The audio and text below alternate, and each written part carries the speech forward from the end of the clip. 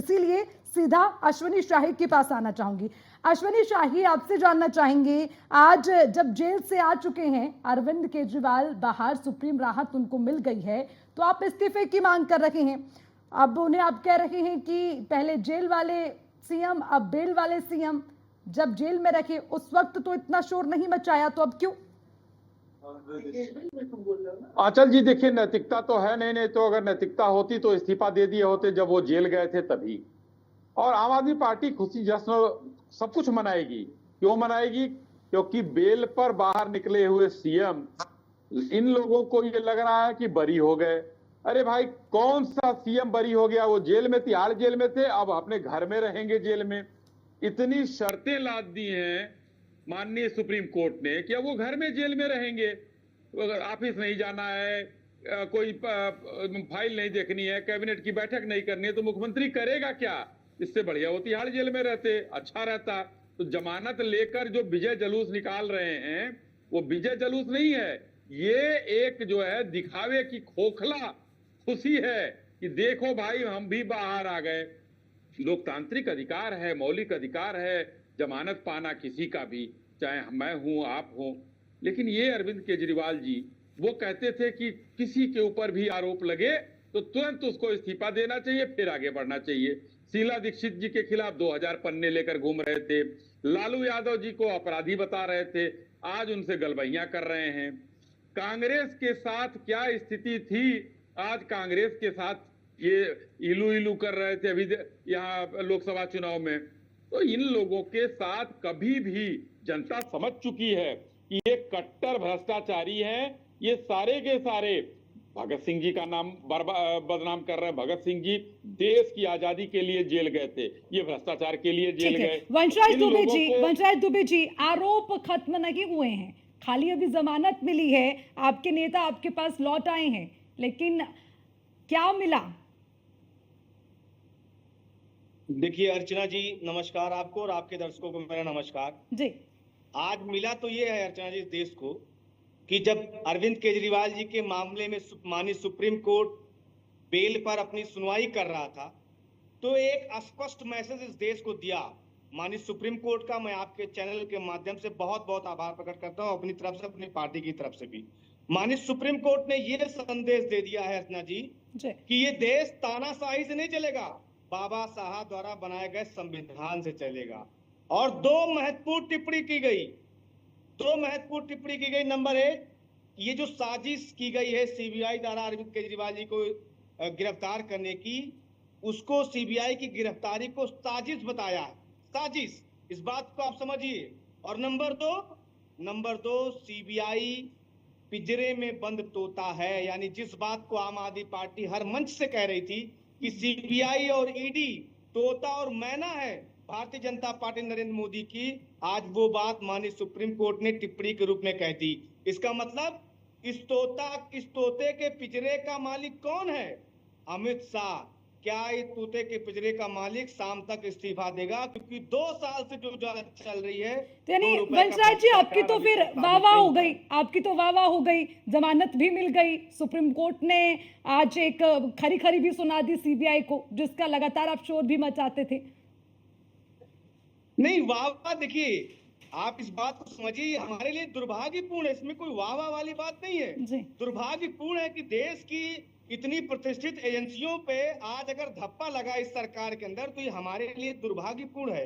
कि आप सोचिए कि आज जजेस को डराया जाता है, धमकाया जाता है, एजेंसियों को डराया धमकाया जाता है, ये इस देश के लोकतंत्र के लिए ठीक नहीं है। हाँ, ये बात जरूर अच्छी है कि आज अरविंद केजरीवाल जी जमानत पे बाहर आए हैं, बेल हुई है उनकी, तो दिल्ली वासियों की जीत है, देश की जनता की जीत है। और एक करारा तमाचा है भारतीय जनता पार्टी के नापाक इरादों पर, जो अरविंद केजरीवाल जी को सपने को चकनाचूर करने निकली थी कि अरविंद केजरीवाल और पूरी पार्टी को खत्म करके सारे नेताओं को जेल में डालकर इनकी पार्टी को कब्जा कर लेना है, दिल्ली के अंदर सरकार बना लेनी है, सरकार गिरा लेनी है। ठीक है, तमजीद अहमद जी, आज जो जमानत मिली है उस पे क्या खुशी मनाएंगे, अफसोस करेंगे, कुछ कहेंगे या नहीं कहेंगे?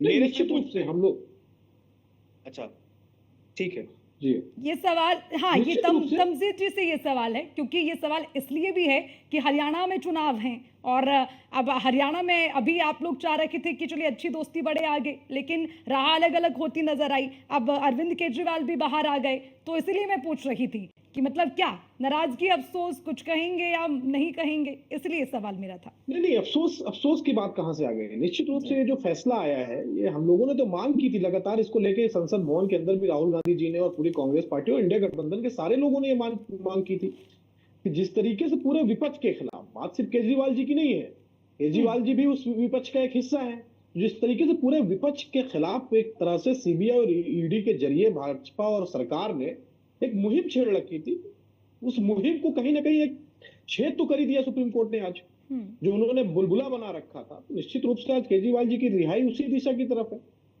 लेकिन सवाल यह भी खड़ा होता है कि जिस तरीके से सुप्रीम कोर्ट ने सवाल उठाए, गंभीर प्रश्न उठाए सीबीआई पे, गंभीर प्रश्न खड़े हो गए एजेंसीज पे, जिसके जरिए ये भारतीय जनता पार्टी की पूरी सरकार चल रही है, भय फैला के, डर फैला के, दहशत फैला के सरकार कैसे चल रही है? सिर्फ इसी दहशत और डर फैला के ही सरकार चल रही है। तो ये गंभीर प्रश्न है कि उसको पिंजड़े में जब तक ये एक बंद गंभीर रहेंगे प्रश्न तोता, ये भी तब है तक कि जो शराब घोटाला था उस पर सबसे पहले कार्रवाई की मांग अगर किसी ने की थी तो वो कांग्रेस थी, तमजीद जी। नहीं, देखिए, कहीं पे भी गलत होगा तो क्या हम लड़ाई लड़ना छोड़ देंगे? आप ये कहना चाह रही हैं? आगे भी कहीं गलत होगा तो हम लड़ाई नहीं लड़ेंगे। मैं तो ये नहीं लेकिन कहना इसका चाह रही, मतलब आप खुशी मतलब ये जता नहीं, रहे हम तो हैं, दिल्ली में आरोप सवाल ये भी उठाने वाले भी आप, हमारी बात इसलिए सुन मैं लीजिए, पूछ रही हूँ। हम हमारी बात तो सुन लीजिए, आप हमारी बात सुन लीजिए। जी हमने चंदे पे धंधा का आरोप लगाया हुआ है, सुप्रीम कोर्ट ने फैसला दिया, सब कुछ सामने आ गया था कि किसको चंदा मिला और किसको धंधा मिला, कितने लोगों पे सीबीआई ने रेड मारी, कितने पे ईडी मारी, ये चूज क्यों हो रहा है? हमारा सवाल ये है, और यही गंभीर सवाल सुप्रीम कोर्ट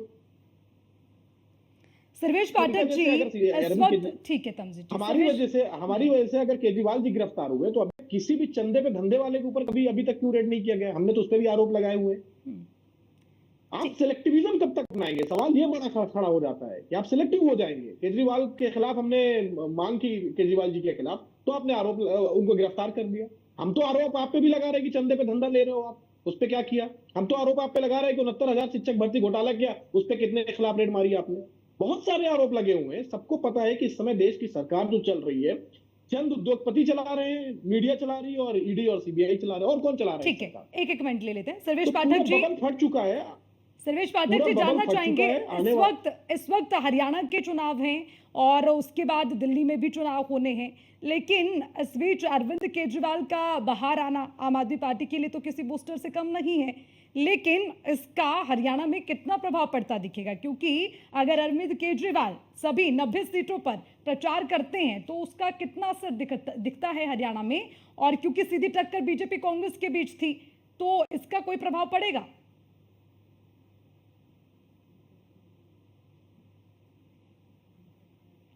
अनम्यूट करिए सर्वेश जी, अनम्यूट करिए, आपकी आवाज नहीं पहुंच पा रही है। और अर्चना जी आपको नमस्कार जी। और वंदे मातरम, भारत माता की जय आपके सभी दर्शकों को। अर्चना जी देखिए, अरविंद केजरीवाल की गिरफ्तारी हुई, जो पार्टी एक भ्रष्टाचार के खिलाफ खड़ी हुई, और वो पार्टी 10 साल में इतनी भ्रष्टाचार में डूब गई कि उसके मुखिया को जेल में रहना पड़ा इतने दिन, 150 दिन से ऊपर। और ये मामला सुप्रीम कोर्ट में एक बार नहीं गया, हाई कोर्ट से बिल रिजेक्ट हुआ, सुप्रीम कोर्ट पहुंचा, उन्होंने भरसक प्रयास किया कि ईडी ने उनकी गिरफ्तारी गलत की, सीबीआई ने गिरफ्तारी गलत की, लेकिन उस पे नहीं सवाल या निशान, कुछ भी नहीं उठा। उस गिरफ्तारी को जो ये गैर कानूनी करार देने में लगे थे वो कहीं साबित नहीं कर पाए। मैं हर मुद्दे पे बात करूंगा। दूसरी बात कि वो मुख्यमंत्री कैसा मुख्यमंत्री होगा जो ना अपने सेक्रेटेरिएट जा सकता, न कैबिनेट की बैठक करवा सकता, और ना ही अपने ऑफिस में बैठ सकता। भाई बेल मिल गया, कल देखिएगा बहुत बड़ी रैली निकाली जाएगी, महात्मा गांधी की समाधि पे जाया जाएगा। अगर महात्मा गांधी और भगत सिंह आज जिंदा होते तो आम आदमी पार्टी के मुखिया से लेकर सभी को चप्पल से मारते कि तुम भ्रष्टाचार करते हो और हमारी समाधि पे आते हो उसको धोने के लिए। रही बात हरियाणा में कि कितना प्रभाव होगा, अरविंद केजरीवाल जी हरियाणा से आते हैं और उन्होंने काफी तैयारी भी की थी हरियाणा को लेके, लेकिन अभी चुनाव हुआ, हमने सबने देखा कि 23 मई के आसपास सुप्रीम कोर्ट ने अंतरिम जमानत दी थी चुनाव लड़ने के लिए, केजरीवाल को चुनाव में प्रचार करने के लिए। दिल्ली में जबकि कांग्रेस से गठबंधन था, जेल का जवाब वोट से नारा बुलंद किया गया था, लेकिन उसका क्या प्रभाव पड़ा हम सभी ने देखा। उल्टा कांग्रेस को नुकसान पहुंचा गए अरविंद केजरीवाल जी। कांग्रेस का 5% वोट शेयर जो लोकसभा में होता था 21-22%, वो घट के 18 पे आ गए। और जो केजरीवाल जी का पार्टी का, आम आदमी पार्टी का 18% वोट शेयर लोकसभा चुनाव में होता था दिल्ली में, वो बढ़ के 21 या 22% तो आ गया। तो यहाँ पे वो डेंट करने में तो यानी कि कांग्रेस को आप सीधा कह रहे हैं, यानी कि सर आप सीधा कह रहे हैं कि कोई बहुत ज्यादा फर्क हरियाणा में नहीं दिखता है, चाहे अरविंद केजरीवाल बाहर आ गए हों या हरियाणा में प्रचार करते, ये आप कह रहे हैं? देखिए, हरियाणा में फर्क आएगा। हरियाणा में फर्क ये आएगा कि केजरीवाल चाहे जितने भी कोशिश करेंगे, वो वोट काटेंगे तो कांग्रेस की काटेंगे। हरियाणा में चूंकि 10 साल से बीजेपी थी, तो थोड़ी एंटी इनकम्बेंसी बीजेपी के खिलाफ है। लेकिन यहाँ पे अगर अरविंद केजरीवाल जिस तरीके से आए हैं, और वहां पे कांटे की टक्कर बीजेपी और कांग्रेस में है। ठीक है, तो अश्विनी दुबे जी केजरीवाल आपके पास का आना चाहूंगी। आना ठीक है सर, विच मिल गया आपका जवाब मुझे। अश्विनी दुबे जी के पास में जाना चाहूंगी। एक मिनट, सबके कमेंट्स ले लेती हूँ, फिर मैं वापस आऊंगी। अश्विनी दुबे जी, इसमें देखिए आज एक तो पॉलिटिकल एंगल है क्योंकि हरियाणा में चुनाव है और आम आदमी पार्टी वहां पर अपना दमखम दिखा रही है। दूसरा, सीबीआई जो है उसको लेकर भी कई तरह के सवाल जुड़े हुए हैं, क्योंकि जो फैसला सुप्रीम कोर्ट से दिया गया और उसमें पिंजरे वाली इमेज तोड़ने के लिए कुछ करें, सीबीआई को ये साफ तौर पर कहा गया है। तो इससे कितना बड़ा झटका देखें सीबीआई के लिए? अश्विनी दुबे जी, आपसे समझना चाहेंगे। 2013 में भी जस्टिस लोढ़ा ने, जब जिस समय कोलगेट मामले की, कोल घोटाले की सुनवाई चल रही थी, सीबीआई को लेकर के ऐसा ही कमेंट किया था कि केस पैरेट है। अब 2013 से 2024 तक इंट्रो इंस्पेक्शन अगर करें तो कोई ऐसे नॉर्म्स नहीं बने कि सीबीआई की गुणवत्ता, रिफॉर्मेटिव एक्शन और एक ट्रांसपेरेंट इन्वेस्टिगेटिंग एजेंसी की तरह काम करें। क्योंकि आज सुप्रीम कोर्ट की जो जजमेंट देखें तो that should be red in between उस लाइन से इस लाइन के बीच में, 2013 से 24 के बीच में। दूसरा, जमानत का मतलब ये नहीं होता कि कोई व्यक्ति जो क्रिमिनल लाइबिलिटी है उससे अब्सॉल्व हो गया। किसी भी क्रिमिनल केस की 3 स्टेज होती है, सस्पेक्ट, एक्यूज और कन्विक्ट। वो एक्यूज हैं, अभी जमानत पर रिहा हुए हैं, और चार्जशीट फाइल होने के बाद ट्रायल अब उसमें चलना है। और सुप्रीम कोर्ट का एक बड़ा बेसिक प्रिंसिपल है, bail is a rule, jail is an exception. वो जस्टिस कृष्णा अय्यर कह के गए थे। उसके मुताबिक अगर हम देखें तो 6 महीने का समय किसी का इनकार्सरेशन का बड़ा लंबा पीरियड होता है। 6 महीने तक ऐसे केसेस में जांच करना। दूसरा, सीबीआई की अगर गिरफ्तारी की बात करें तो एक जज ने उसको अवैध ठहराया, एक जज ने अवैध नहीं ठहराया है। दूसरा, ईडी की गिरफ्तारी को किसी जज ने अवैध नहीं ठहराया, ये भी आपको देखना। ये समझिए कि लेटर स्टेज में फाइनल होगा, जब कोर्ट का फाइनल वर्डिक्ट आएगा कि वो दोषी है कि नहीं है। लेकिन अभी वो आरोपी तो हैं, ये भी मान के चलना पड़ेगा। और ये देखिए, आर्टिकल 21 भारत के संविधान का बड़ा क्लियर है। वो कहता है कि इंडिविजुअल की लाइफ लिबर्टी को प्रोटेक्ट करना कोर्ट्स का काम है। और जब इन्वेस्टिगेशन कंप्लीट हो गई तो जेल में इतने लंबे समय तक रहने का कोई मतलब नहीं। अगर 6 महीने का पीरियड आप देखिए, 6 महीने का पीरियड तो अरविंद केजरीवाल जी जेल में रहे। अब हम आते हैं दूसरे डेमोक्रेटिक वैल्यूज और कॉन्स्टिट्यूशनल मोरालिटी की तरफ। 6 महीने से दिल्ली के मुख्यमंत्री ने अपनी पावर्स किसी को डेलीगेट नहीं किया। कोई काम अगर आप देखें तो नहीं हुआ, क्योंकि जेल प्रिजन मैनुअल, जो दिल्ली प्रिजन एक्ट है, वो प्रोहिबिट करता है किसी भी अंडर ट्रायल प्रिजनर को कोई फाइल साइन करने में। कैबिनेट की मीटिंग नहीं हुई। तो डेवलपमेंटल इश्यूज की बात करें तो वो नगण्य है। तो एक लॉ का स्टूडेंट होने के नाते तो मैं तो यही कह सकता हूं कि जब आरोप पहले के, जब लालू यादव के ऊपर आरोप लगा, देखिए हेमंत सोरेन के ऊपर, जयललिता के ऊपर आरोप लगा था, नरसिम्हा राव के ऊपर आरोप लगा, सबने रिजाइन किया था। बट यहाँ एक क्लासिक एग्जांपल भी देखने को मिल रहा है। ठीक है, ठीक है। जूही अरोड़ा जी, आपसे भी समझना चाहेंगे, जैसे जस्टिस भुइयां कह रहे हैं, क्या आपके हिसाब से भी सीबीआई को जो ये तोता पिंजरे वाली जो बात आ रही है सामने, उस छवि को, उसमें कुछ बदलाव करने की जरूरत है? आप ऐसे कैसे देखती हैं सुप्रीम कोर्ट की टिप्पणी को? देखिए, सुप्रीम कोर्ट अपने आप में सबसे ऊंची कोर्ट है जो अपने आप में ये फैसले सुनाती है। और जिस फैसले से ये साफ निकल कर आ रहा है कि अगर हम पूरी बात पढ़ें, क्योंकि हमने सिर्फ उन लाइंस को देखा है जो कोर्ट ने टिप्पणी करी है, पर अगर हम उस बचे हुए हिस्से को भी देखें या उस बचे हुए हिस्से को भी पढ़े तो उसमें साफ साफ लिख कर आ रहा है कि कोर्ट ने 3 प्रश्न अपने सामने रखे।